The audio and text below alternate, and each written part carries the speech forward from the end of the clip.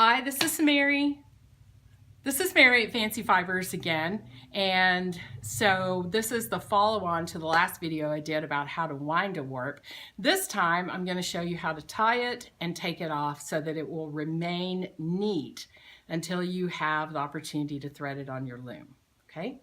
So we'll start right here. Linda has wound this warp, which is 100% wool. In fact, she's wound a couple of them. So we're going to start down here at the bottom with tying off the bottom. We're going to put our tying piece, which is literally just thrums from old weaving projects. This is cotton. If I'm going to use, I like to use cotton instead of wool, and it makes really good ties. And again, this is just a way to use up your thrums. Now this knot needs to be really tight, so we're going to tie a surgeon's knot, which means you're going to go make your loop and go around the inside twice. And that way, when you pull it tight, it won't bounce back at you. It will stay tight. And then for the second half of the knot, we only have to go through once and then pull it tight. And then I usually just cut my tails off a little bit because they bother me if I don't. Now we're going to put some ties within the body of the warp, so to help it stay neat and to help the yarns not move. The first thing you need to do is move your warp away from your guide string. You don't want to tie your guide string in with your warp. And we're going to make figure 8 ties on these so that we can tie them tight. So I've just split it in the middle, willy-nilly anyway, and then come around both parts, and I'm going to tie a tight knot here as well. And I'll do that again and try and keep my hand out of the way so you can see a little better what I'm doing. We're going to put them about every yard or so. So again, I'm going to take my bundle. I'm making sure that my guide string is not tied in with my warp threads. I'm going to split the bundle in no particular place, come around the back part of the split and through the center, and then my other string has already gone down to the bottom, and now I'll tie this really tight. Now, why do I use figure 8 ties? Because they stay in place better than just a regular knot. Sometimes it's hard to get a regular knot to stay in place. And since the reason I'm tying these is to hold the warp threads in place, I don't want them to move up and down the warp. The last one's going to be over here, about right here, so that it doesn't impact me when I'm threading using my threading cross. So this is my last figure 8 tie. Again, it doesn't matter where you split your warp. Just split it more or less in the middle.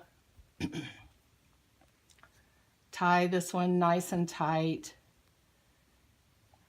and we'll trim off the ends.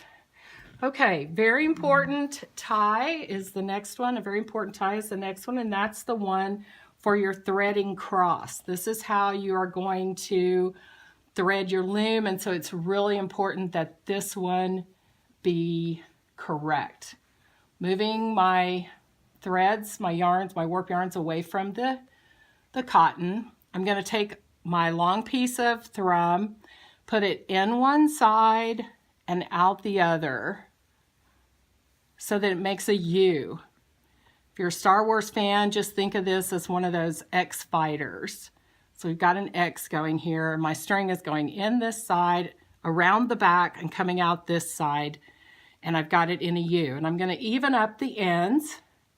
And now I am going to go around, back and around each section of my X-Wing fighter. They're each going to get their own little circle. Again, be sure you don't tie in your guide thread. Now this tie you want to leave loose because you're going to need to spread these yarns out in your hand. So you can leave this tie loose. One more, and we'll be ready to take it off. We're moving to the front. We're going to do just a plain old tie, but it is going to be a surgeon's knot. So we're going to go through once and then go through twice, and that way when we pull it down it won't bounce back and our yarn will be tight.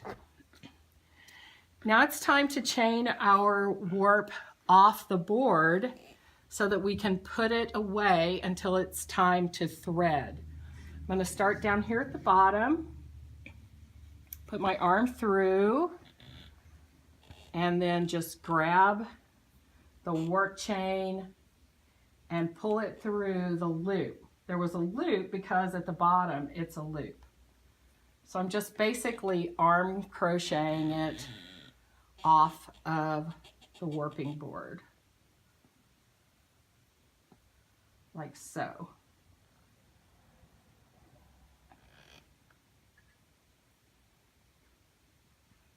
Now at the end, if we just put it in a bag like this, my chain could pull out, and I don't want that to happen.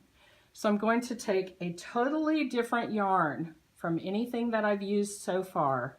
This happens to be just some leftover acrylic.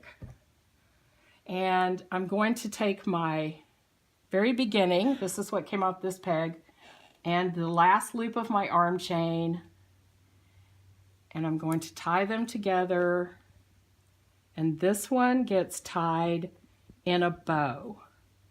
That bow that is in a totally different yarn signifies to me two things. One, this is the top, and also this is where you start by untying the bow. So there's my warp chain.